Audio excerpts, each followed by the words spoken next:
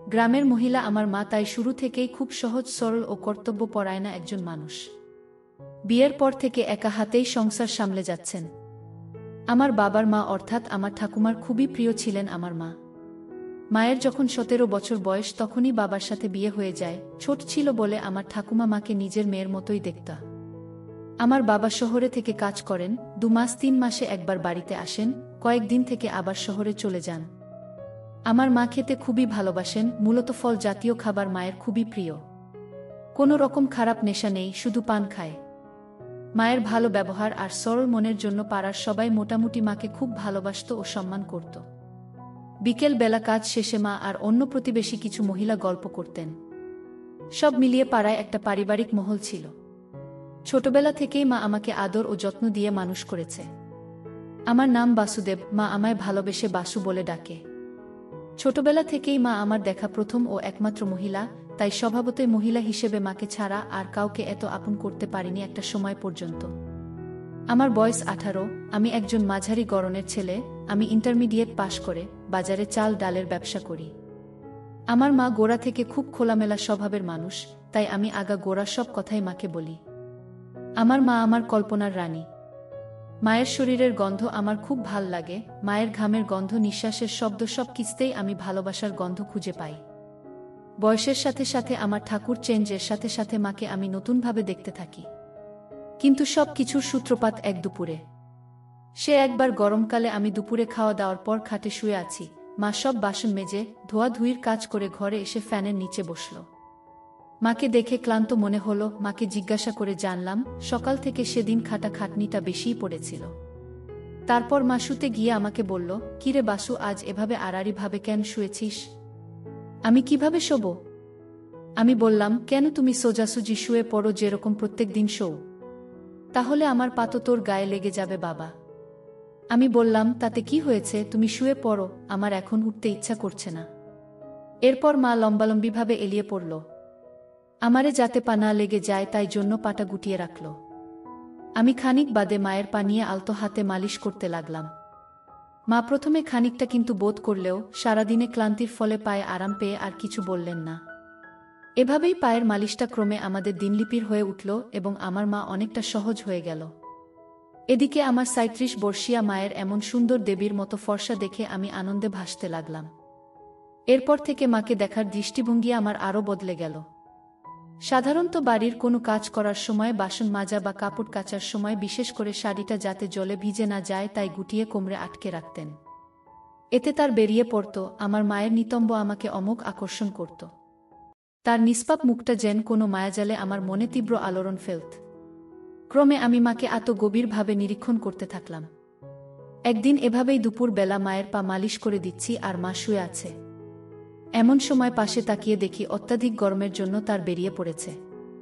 মুহূর্তের মধ্যে আমি অনুভব করতে লাগলাম গামছার তলায় আমার উঠেছে। এরপর থেকে মায়ের প্রতি আমার আকর্ষণ এতটাই তীব্র হয়ে দাঁড়ালো যে শয়নে স্বপনে সারাদিনই আমি মায়ের শরীরকে কল্পনা করতে লাগলাম। মায়ের কথা ভেবে একা একা কাজ করতাম। মাকে খালি আমারকে দেখানোর উপায় ভাবতে থাকলাম। এদিকে প্রত্যেক দিন দুপুরে মায়ের পা মালিশ দেওয়ার বিষয়টা মায়ের কাছে এতটাই আরামদায়ক হয়ে উঠেছে আর মা বিষয়টার সাথে এতটাই সহজ হয়ে উঠেছে যে মা আমার অনুমতি ছাড়াই পা দুখানি আমাকে তুলে দেয় মালিশের প্রত্যাশায়। মাকে দেখেই আমার ঠাটিয়ে যায় আর গামছার উপর বানিয়ে ফেলে। মালিশের সাথে নাড়াচাড়ার সময় কখনো কখনো মায়ের পায়ের পাতা দুটি আমার সাথে লেগে যায়। প্রথমে ভয় পেলেও বিষয়টা আস্তে আস্তে আরও মজাদার হয়ে উঠল। খানিকক্ষণ পা মালিশ দেওয়ার পর মা গভীর ঘুমে আচ্ছন্ন হলে আমি নির্দ্বিধায় নিজের গামছা ফেলে সম্পূর্ণ অবস্থায় মায়ের পায়ের কাছে শুয়ে পড়ি আর তেল মালিশের সাথে সাথে মায়ের পা দুটোর মাঝখানে রেখে ধীরে ধীরে। সন্ধ্যায় আমার হঠাৎ ঘুম ভাঙলে দেখলাম মায়ের কোলে মাথা রেখে ঘুমিয়ে পড়েছিলাম। আমি নড়াচড়া করতেই মায়েরও ঘুম ভেঙে গেল। আমি বুঝলাম আমি তখনও সম্পূর্ণ অনাবৃত। মা আমায় বললেন আলোটা জ্বালতে। আমি এদিক ওদিক হাতড়েও গামছাটা খুঁজে পেলাম না। তাই মাকে বললাম, আমি স্নান করতে যাচ্ছি, গরম লাগছে, তুমি জ্বালিয়ে নাও বলে কলতলার দিকে গেলাম আর এদিকে মা সন্ধ্যা দ্বীপ জ্বেলে চাতালে এসে বসলেন। আমি কলতলায় বসে দুপুরের মুহূর্তগুলির স্মৃতিচারণ করছিলাম। মায়ের উপস্থিতি বুঝে কলতলার দরজা থেকে উকি মেরে বললাম, মা, গামছাটা একটু দাও না, তাড়াহুড়োতে গামছা আনিতে ভুলে গেছি। মা নিয়ে এসে দিতে এসে এত বছর পর আমায় সম্পূর্ণ অবস্থায় দেখল।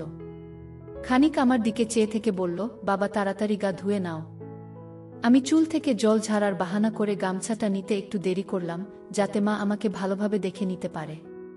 কিন্তু মায়ের তেমন কোনো আগ্রহ ছিল না। আরেকবার সুযোগ নেওয়ার জন্য মাকে বললাম, মা তুমি আমায় ছোটবেলার মতো পিঠ ঘষে স্নান করিয়ে দেবে? উত্তরে মা হেসে বলল, তুমি কি আর সেই ছোট আছো?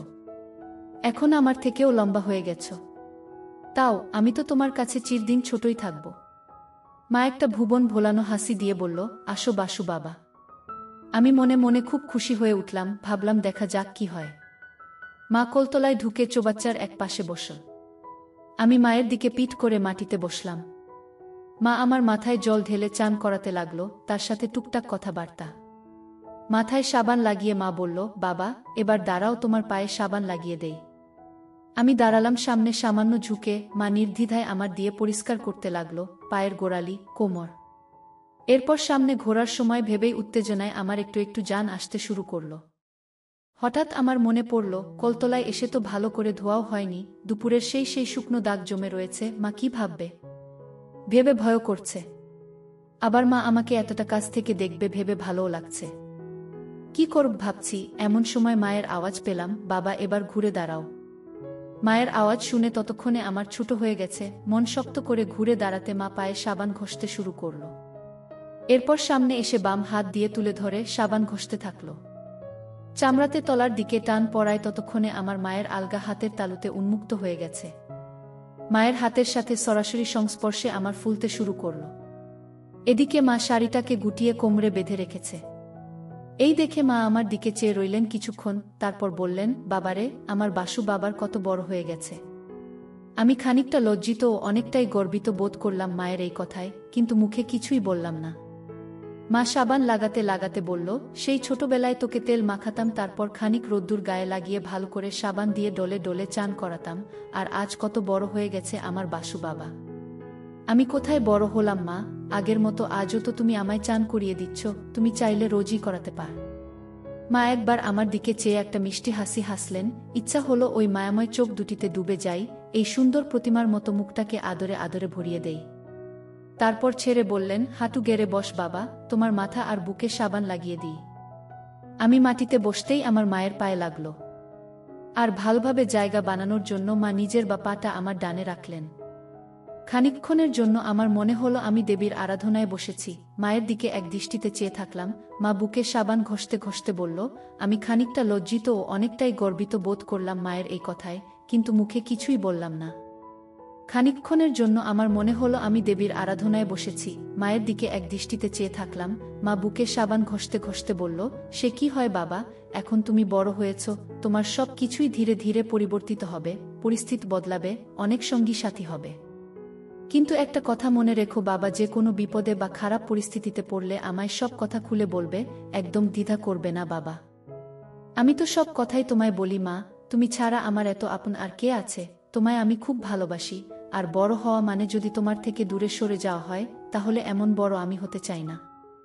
মা আমার দিকে চেয়ে আবার হাসলেন সেই ভুবন ভোলানো হাসি, বললেন, বড় হতে চাই না বললেই হলো, বড় তো তোমায় হতেই হবে। তুমি বড় হবে, আমি বুড়ি হব, কিন্তু তার আগে তোমার একটা জীবন সাথী খুঁজে দিতে হবে আমাকে, যে তোমার খেয়াল রাখবে, তোমার জন্য রান্না করে দেবে। আমি বললাম, রান্না তো তুমিও আমার জন্য কর মা, আর আমি তাতেই খুশি, আমি তোমার সাথেও থাকব, আর কারো সাথে না। মা হেসে বললেন, তা সে ঠিক আছে, এবার ওঠ বাবা। মা বললেন, বাসু বাবা, তোমার এখানে এসব নোংরা জমে আছে কেন? তুমি স্নানের সময় পরিষ্কার কর না কেন?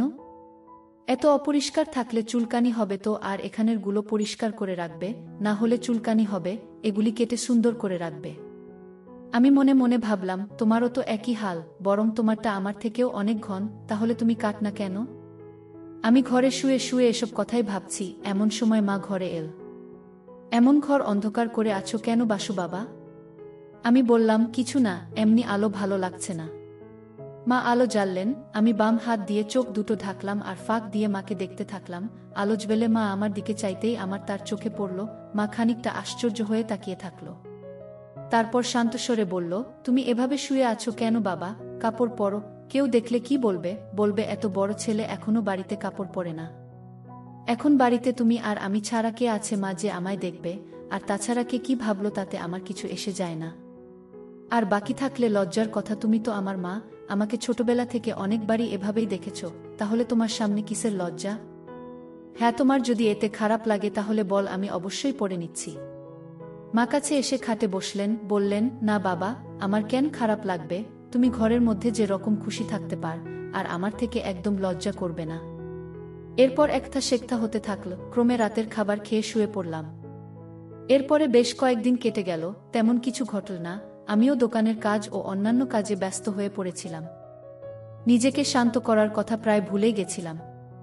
সেদিন সম্ভবত শনিবার, সকালে উঠে আমি আমার কাজে চলে গেলাম। সারাদিন দোকানদারি করে গো ডাউনে মাল তুলে ঘরে ফিরতে ফিরতে বেলা 3টে বেজে গেল। ফিরে দেখি মা পুকুর পাড়ে বসে আরও কিছু পাড়ার মহিলার সাথে একসাথে জামাকাপড় কাচ্ছে আর গল্প করছে, শাড়িটা সেই কোমরে বাঁধা। আমি কাছে গিয়ে পুকুরের জলে হাত ধুতে থাকলাম। মা বলল, ঘরে গিয়ে বস, ঠান্ডা হয়ে স্নান করে নাও, আমি খাবার দিচ্ছি। আমি হাত ধুতে ধুতে মায়ের দিকে লক্ষ্য করলাম। আমি ঘরে ঢুকে গেলাম, পাখাটা চালিয়ে বসলাম। একটু পর সাবান নিয়ে পুকুরে গেলাম স্নান করতে। অন্যান্য সব মহিলারা চলে গেলেও মা তখনও ছিল, ভেজা কাপড়গুলো তারে মেলে দিচ্ছিল। আমার হঠাৎ কি মনে হলো, আমি সরষের তেল নিয়ে এসে পায়ে হাতে মাখতে থাকলাম। মা এসে জিজ্ঞাসা করলেন, কি হলো বাবা, আজকে তেল মাখছ যে এভাবে? আমি বললাম, স্নান তো করবই, তাই ভাবলাম আগে একটু মেখে নিই। খানিক বাদে এসে মাথায় পিঠে তেল মাখিয়ে দিল, এরপর পায়ে থেকে শুরু করে তেল লাগিয়ে দিল। এতে আমি খুবই পুলকিত হলেও মা বেশ সাবলীলভাবেই নীল ব্যাপারটাকে। আমি বললাম, তুমি যে তেল লাগিয়ে দিলে ভেতরে, এবার আমার গামছাটা তো তেল লেগে খারাপ হয়ে যাবে। মা বলল, কিছু হবে না, এই তো পুকুরে ডুব দিবি, আর তাছাড়া আমায় দিয়ে দে, আমি গামছাটা ধুয়ে দেব, এমনিতেও নোংরা হয়েছে, কাচতেও হবে। আমি বললাম, কি বলছো, কেউ আসলে দেখে ফেলবে মা? মা বলল, এই দুপুরে কে আসবে, আর এলেও বা তোর কি, তুই তো বলেছিস তুই কারও পরোয়া করিস না। একবার চারপাশটা ভালোভাবে দেখে নিয়ে গামছাটা খুলে মাকে দিতেই হয়ে মায়ের চোখের সামনে ঝুলে রইল। যাই হোক, আমার অবস্থা মা দেখল কিন্তু কিছু বলল না। তারপর শাড়িটা কোমরে গুজে হাঁটু অবধি জলে নেমে গেল, আমায় পাড়ে বসতে বলল। আমিও আগের মতো পুকুরের পাড়ে সিঁড়িতে বাধ্য ছেলের মতো বসে রইলাম। আমার কোমর অবধি জলের তলায়, আর মা মুখ দিয়ে ঢেলে দিতে থাকল। মা আমার দিকে তাকিয়ে বলল, বাবা, তোমার এটা সবসময় এরকম হয়ে থাকে কেন? হঠাৎ এরকম প্রশ্নে আমি অপ্রস্তুত হয়ে গেলাম। কি বলবো বুঝতে না পেরে বললাম, জানি না মা, এমনি এমন থাকে। মা আর কিছু বললেন না। এমন সময় আমাদের দুঘর পরের বাড়ির এক কাকিমা কোথা থেকে এসে আমার পেছনে এসে দাঁড়াল। মুহূর্তের জন্য আমি হতভম্ব হয়ে গেলাম। সেই কাকিমা মাকে উদ্দেশ্য করে বলল, কি গো ভাবি, ছেলেকে চান করাচ্ছ? এই বলে পাশে গাছের সাথে বাঁধার তার থেকে দুটো শুকনো জামাকাপড় তুলতে এল। এদিকে আমি কোমর অবধি জলের তলায় তখন সম্পূর্ণরূপে। আমি কি করব ভাবছি, এরকম সময় মুহূর্তের মধ্যে আমি উপলব্ধি করলাম, কি যেন একটা আমার জলের তলায় চেপে ধরল। তীব্র ব্যথায় আমার মুখ দিয়ে আওয়াজও বেরোল না। পরক্ষণে বুঝতে পারলাম ঘটনার তৎপরতায় আমার মা আমার তার বাম পা দিয়ে জলের তলায় চেপে ধরেছেন। এতে মুহূর্তের জন্য আমার মনে হলো মায়ের পায়ের কঠিন চাপে আমার ভেঙেই যাবে। সাধারণত অবস্থায় আমার পুরোপুরিভাবে উপরের দিকে মুখ করে দাঁড়িয়ে থাকে। এরম অবস্থায় কেউ যদি এটাকে নিচের দিকে চেপে রাখে তাহলে তো কষ্ট হবেই। আকুল নয়নে মায়ের দিকে তাকালাম। মা প্রথমে গ্রাহ্যই করল না। তারপর মাথা নিচু করে আমার দিকে চাইল। মায়ের চুলখানি মুখের উপর এসে পড়েছে। উফ, কি অপূর্ব মুখখানি, কোমল, স্নিগ্ধ, টলটলে দুটি গালের মাঝে গোলাপের পাপড়ির মতো গোলাপি আভা প্রদান করছে। আহা, কি মোহময়ী, শান্ত, অচঞ্চল, শীতল অথচ ক্ষমাশীল কিন্তু দণ্ডদাত্রী রূপ। আমি অনুরোধের ইঙ্গিতে হাত দুটো দিয়ে মায়ের দিকে চেপে ধরলাম। অথচ মা আমার মুখে যন্ত্রণার অভিব্যক্তি দেখেও তেমন উদ্গ্রীব হল না। আমি দুহাত দিয়ে মায়ের পা খানি তুলতে চেষ্টা করলাম, কিন্তু আমার দুর্বল হাত দুটি তার দেবী পথ সরাতে ব্যর্থ হল। আর এতে ফল হলো বিপরীত। আমি হাত দিয়ে তার পা খানি টেনে উপরে তোলার চেষ্টা করছি বুঝে মা খানিকটা ভর দিয়ে আমার ইস্পাতকে পুকুরের সিঁড়ির দিকে আরও চেপে ধরল। আমি ব্যথা অনুভব করলাম। এদিকে আমার মা নির্বিকার হয়ে ওই মহিলাটির সাথে কথা বলে যাচ্ছে। শেষে আর থাকতে না পেরে খানিকটা ঝুঁকে মায়ের ধরলাম। এদিকে আমি প্রবল চাপ থেকে মুক্তির কারণে আরামে পুকুর পাড়ে শুয়ে হাঁফাতে লাগলাম। আমি বললাম, মা গো, এরমভাবে কেউ চাপা দিয়ে ধরে? আমার তো ব্যথা উঠে গেছিল। মা বলল, কি করতাম বলতো বাবা, তোর কাকি হঠাৎ করে এসে গিয়েছিল, তোমায় এরকম ভাবে দেখলে খারাপ ভাবত। মা আবার জলের তলা দিয়েই পায়ে জল দিয়ে থাকল। আমি বললাম, আমি জানি না, তুমি তো আছো আমার যত্ন নেওয়ার জন্য। এ কথায় মা মিষ্টি হাসল শুধু।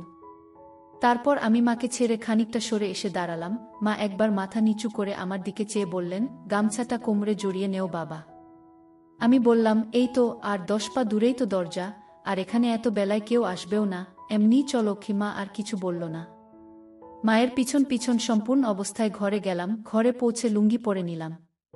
ঘড়িতে দেখি 4টে বেজে গেছে। মা খেতে দিল। খেয়ে দেয়ে শোবার ঘরে গিয়ে বসলাম। মনটা তখন খুব অশান্ত। মাঝে 5-6 দিন কোনো রকম কিছু হয়নি। মা খানিক বাদে নিজে খেয়ে দেয়ে সব ধুয়ে নিকিয়ে ঘরে এলে দেখি মা আমার ঘেমে চান। মা খাটে এসে বসে নিজের আঁচল দিয়ে আর ঘাম মুছতে লাগল আর পান সাজতে লাগল। মাকে খুব ক্লান্ত দেখাচ্ছিল। আমি বললাম, মা তুমি বস, আমি পান সেজে দিচ্ছি। মা বিছানায় শুতেই আমি ভালো করে পান সেজে মাকে দিলাম। বললাম, তোমার খুব খাটাখাটুনি পড়ে যাচ্ছে, বাড়িতে একটা কাজের লোক রেখে নি, কি বলো? মা বলল, না বাবা, এই তো রান্না বান্না, বাসন ধোয়া আর কটা কাপড় কাচা, এর জন্য আর লোক রেখে কি হবে? সত্যি বলতে কি, আমাদের গ্রামে কাজের লোক রাখার প্রচলন তেমন নেই। সবার ঘরে সবাই নিজের কাজ নিজেরাই করে নেয়। আমি বললাম, তুমি শো, আমি তোমার পা মালিশ করে দিচ্ছি।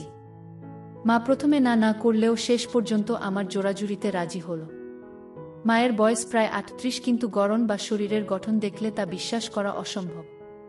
যাই হোক, আমি যথাসম্ভব নিজেকে সংযত রেখে সুবিধামত রেখে মায়ের পায়ের পাতা অবধি তেল মালিশ করতে থাকলাম। হঠাৎ লোডশেডিং হতেই একটা দমকা গরম অনুভব করলাম, তার সাথে বুঝলাম মা নড়ে উঠল। তাড়াতাড়ি ঢেকে দিলাম আর মায়ের পাটা মালিশ করতে থাকলাম। মা বলল, যা আবার লোডশেডিং হলো? তারপর কিছুটা আরাম অনুভব করে বলল, বাসু বাবা, অনেক হয়েছে, এবার শুয়ে পড়ো, অনেক ঘেমে গেছো তো। আমি বললাম, কোথায় হলো মা, আমি তো এখনো তোমার মালিশ করলাম না। তুমি তাড়াতাড়ি শো, আমি মালিশ করে দিচ্ছি। মা বলল, তোমারও তো শরীর ক্লান্ত বাবা, সারাদিন দোকানে কতকটুনি হয়। আমি বললাম, না মা, আমার এখনো ঘুম পায়নি, আর তো বিকেল হয়ে এল প্রায়, ঘরে আলোও নেই, একেবারে রাত্রে শোব। তার আগে তোমায় একটু মালিশ করে দেই। এরপরে মা আর জোর করল না। একথায় মা প্রথমে দ্বিধা করলেও ঘরে তেমন উজ্জ্বল আলো না থাকায় দড়িটা সামনে থেকে খুলে দিতেই সায়াটা আলগা হয়ে গেল, আর ব্লাউটাও খুলে দিল। আমি আবার মায়ের পাছার নিচে থাইয়ে পিছনের অংশে বসে আলগা হাতে মায়ের হাত দিয়ে অনুভব করতেই আমার সারা গায়ে কাঁটা দিয়ে উঠল। আমার সেই মা, যার রূপে আমি মহাবিষ্ট, যার শারীরই আমাকে পাগল করে দেয়, সেই মা যাকে কল্পনা করে আমি ছেলেবেলা থেকে কতবার মনের ইচ্ছা পূরণ করেছি তার ঠিক নেই। সেই মা আজ আমার সামনে সম্পূর্ণ বিবস্ত্র, তাকে স্পর্শ করতে পারলেও তাকে দেখতে পাচ্ছি না। যাই হোক, ভালো করে তেল ঢেলে ক্রমে মায়ের মালিশ করছি। মা এদিকে টুকটাক কথা বলে চলেছে আমার সাথে, আমিও হ্যাঁ না হুম ছোট ছোট শব্দে উত্তর দিচ্ছি। এমন সময় আমার মাথায় একটা দুষ্টু বুদ্ধি এলো। আমি একটু উঠে খুলে ফেলে সম্পূর্ণরূপে হয়ে গেলাম।